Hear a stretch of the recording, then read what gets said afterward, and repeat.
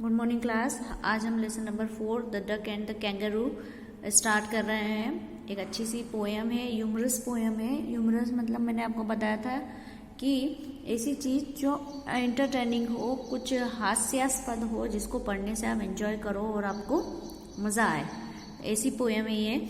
Author पे लेके सबसे पहले तो ऑथर के बारे में पढ़ लेते हैं। एडवर्ड लियर ने लिखा था इसको।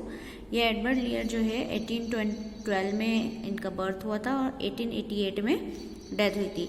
Was a British painter and a poet. ये पेंटर भी थे और पोएट भी थे। Famous for his the humorous poems. और ये किस लिए फेमस थे?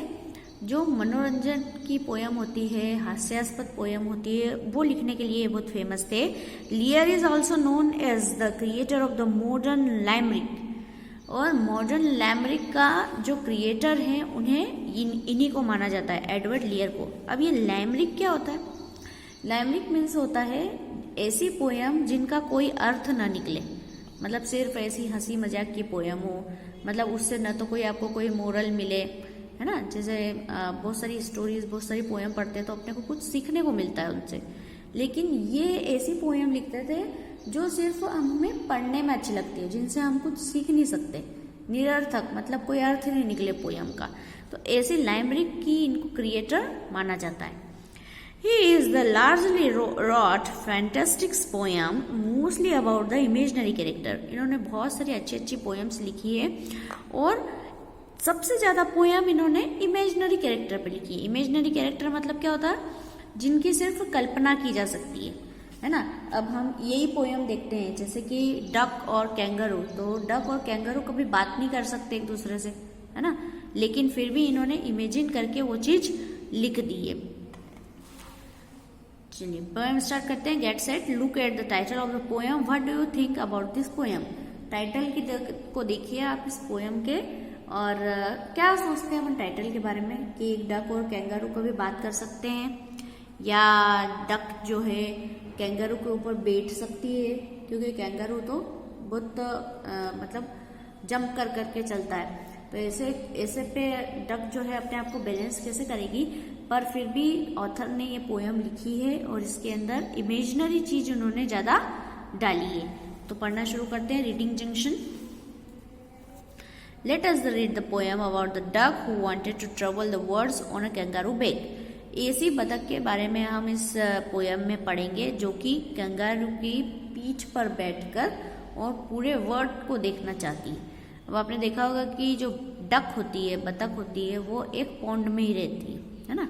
जैसे तालाब में है तो वो तालाब में ही घूमती रहेगी, अगर वो छोटे से पॉन्ड में है तो वो उसी में घूमती रहेगी, वो बाहर नहीं निकलती है। तो वो बोर हो चुकी है एक ही पॉन्ड में रह रहकर, तो वो कैंगरू से रिक्वेस्ट करती है कि मुझे अपनी पीठ पर बैठाकर और इस पूरे वर्ल्ड को घुमा दो।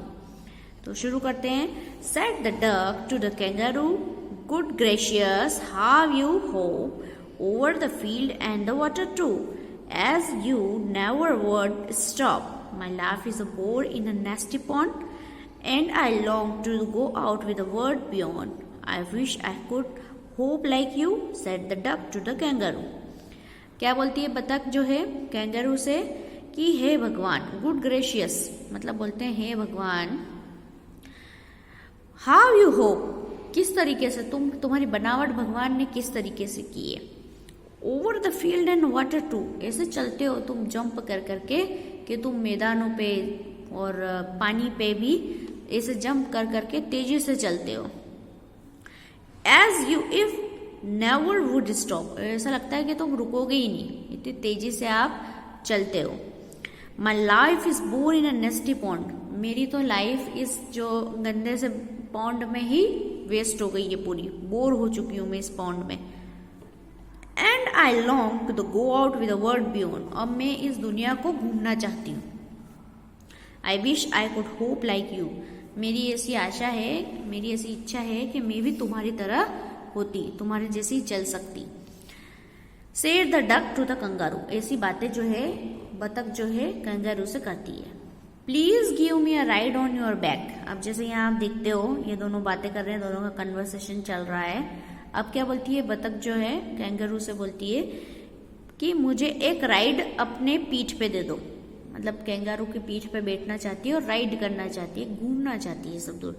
Said the duck to the kangaroo, ऐसी बात डक जो है वो कैंगारू से करती है। I would sit quit steel and से नथिंग बट क्वैक, वो बोलती है कि मैं तुम्हारे पीठ पर बैठूंगी और कुछ नहीं बोलूंगी, सिर्फ एक क्वैक करके जो बोलूंगी, जैसी आवाज जो है वो बतख निकालती है क्वैक क्वैक, तो सिर्फ मैं क्वैक करूंगी और कुछ भी नहीं बोलूंगी, बिल्कुल चुपचाप तुम्हारी पीठ पर बैठे रहूंगी। The whole of long day through, पूरे दिन हम चलते रहेंगे इसी तरीके से। And we had go to the Dee and the Jelly Bo Lee, और कहाँ कहाँ जाएंगे हम, एक तो डी नाम की जगह बताइए यहाँ पे ऑथर ने, डी जाएंगे, और जेली बॉली ये भी दो जगह का नाम बताया है, यहाँ पे हम जाएंगे। Over the land over the sea, जमीन से होते हुए समुद्र से होते हुए हम वहां पे जाएंगे। Please take me a ride, O do, चलो मुझे प्लीज प्लीज एक राइड पे तो ले चलो please. Said the duck to the kangaroo, और इसी बात कैंगारू को बतख जो है वो बोलती है। Said the kangaroo to the duck, अब कैंगारू जो है वो डक से बोलता है। This requires some little reflection, अब वो बोलता है कि तुम जैसी बात कर रही हो इसके लिए मुझे थोड़ा सोचने की जरूरत है। परहैप्स, ये रिफ्लेक्शन मतलब होता है सोचना समझना विचार विमर्श करना। Perhaps on a whole it might bring me luck, और तुम मेरे ऊपर बैठो और राइड करो, ये तो मेरे लिए बहुत ज्यादा भाग्यशाली होने की बात है। And there seems some one objection, अब मुझे तो सिर्फ एक ही ऑब्जेक्शन है इस चीज में, एक ऑब्जेक्शन है, वो क्या है, which is if you will let me speak so bold, अगर तुम मुझे बोल्ड तरीके से बोलने की इजाजत दो, परमिशन दो, तो मैं ये बोलूं। Your feet are unpleasantly wet and cold, अब वो क्या बोलता है कि तुम्हारे जो पैर है वो थोड़े से ऐसे गंदे से रहते हैं, गीले रहते हैं और ठंडे रहते हैं। अब आपने देखा होगा कि ये जैसे बतख के जो पैर होते हैं वो हमेशा पानी में भीगते हुए रहते हैं, है ना, और ऐसे पैडेड पैर रहते हैं, अंदर मतलब पैडेड जैसे रहते हैं, गद्दीदार पैर रहते हैं, तो इस कारण से वो गीले से रहते हैं और ठंडे रहते हैं। And would probably give me the rheumatics, और इस कारण से मुझे रूमेटिस की बीमारी हो सकती है। रूमेटिस की बीमारी मतलब क्या होता है, ठंड के कारण जो जोड़ दुखते हैं, है ना, शरीर के जो जोड़ दुखते हैं उसको रूमेटिस बोलते हैं। तो वो बोल रहा है कि तुम्हारे ठंडे पैरों के कारण और गीले पैरों के कारण मुझे रूमेटिस की प्रॉब्लम हो सकती है। सेड द कैंगारू, और ऐसी बात जो है वो कैंगारू बोलता है।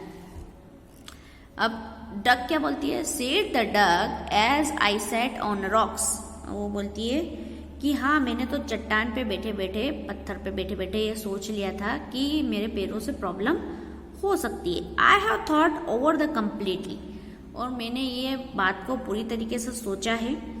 I have bought 4 pair of the roasted socks, और मैं क्या है मार्केट से जो है 4 जोड़ी जो है वो रोस्टेड सॉक्स जो है मोजे जो है वो लेके आ गई हूँ। रोस्टेड मतलब होता है वुलन वाले जो ऊनी मोजे जो आते हैं, वो मैं 4 जोड़ लेके आ गई हूँ। Why fit my wet feet neatly, और जो मैंने जो गीले से पैरों में बिल्कुल साफ सुथरी तरीके से पूरी तरीके से आ जाएंगी। And I keep out the cold I have bought a clock, और ठंड से बचने के लिए मैंने एक क्लॉक मतलब बरसाती जैसा जो होता है जिसको ओढ़ के बैठ सकते हैं, पहन के बैठ सकते हैं, जिससे नमी नहीं लगे, तो मैंने क्लॉक भी खरीद लिया है, ले लिया है वो साथ में मैंने। And every day I cigar I will smoke, और मैं जितने दिन तुम्हारे ऊपर राइड करूंगी तो मैं रोज एक सिगार जो है वो स्मोक करूंगी। All the follow my own dear true, और मैं तुम्हारे जैसा प्रिय को डियर को खोना नहीं चाहती हूँ ताकि तुम्हें ठंड लगे, तो मैंने ये सब इंतजाम कर लिया है। लव ऑफ द कंगारू, जो कि मेरे तुम बहुत प्रिय हो, इस कारण से तुम्हें ठंड नहीं लगे तो मैंने ये सब चीजें रख लिए, मोजे ले लिए मैंने, बरसाती ले लिए मैंने, सिगार भी मैं रोज पीऊंगी ताकि तुमको ठंड ना लगे। Said the kangaroo I am ready, अब ये सब सुन के कंगारू जो है वो रेडी हो जाता है। All in the moonlight pale but the balance me well. Dear duck, see steadily and quit at the end of my tail. So way they went at the hoop and the bound, and they hooped the whole world 3 times round. And who so happy, oh who, as the duck and the kangaroo. अब क्या होता है कि kangaroo बोलता है ठीक है मैं तो रेडी हूँ, और जब रात होगी, जब चंद्रमा की रोशनी आएगी और चंद्रमा की रोशनी जब पीली सी पड़ जाएगी, मध्य रात्रि होगी, उस टाइम पे हम लोग जो आपका वर्ल्ड टूर है वो चालू करेंगे। अब कंगारू जो है डक को इस तरीके से अपनी पूंछ पर बिठा लेता है और क्या बोलता है कि अपने आप को ठीक से बैलेंस करके बैठना और अच्छे से बैठना, पकड़ के बैठना। एंड कहाँ पे बैठना आप? Quite at the end of my tail, चुपचाप होके बैठना और मेरी पूंछ के किनारे पे बैठना। जैसे ये आखिरी में बिठा रखा है, देखो पूंछ के किनारे पे बिठा रखा है, तो उन्होंने बोला कि बैलेंस करके बैठना, पकड़ के बैठना और मेरे पूंछ के किनारे बिल्कुल चुपचाप बैठना। अब so away they went at the hope and the bound, उन्होंने पूरी आशाओं से सब सीमाओं को पार करते हुए they hoped the world 3 times round, और उन्होंने दुनिया के 3 चक्कर लगाए ऐसे ही, और वो बड़े खुश थे। कौन वो डक और कैंगरू। ठीक है, तो ये आपकी पोयम यहाँ एंड हुई है, और आप में इसमें कोई डाउट है तो आप पूछ सकते हैं। अब हम क्वेश्चन आंसर जो है वो PDF के फॉर्म में मैं सेंड कर रही हूँ आपको।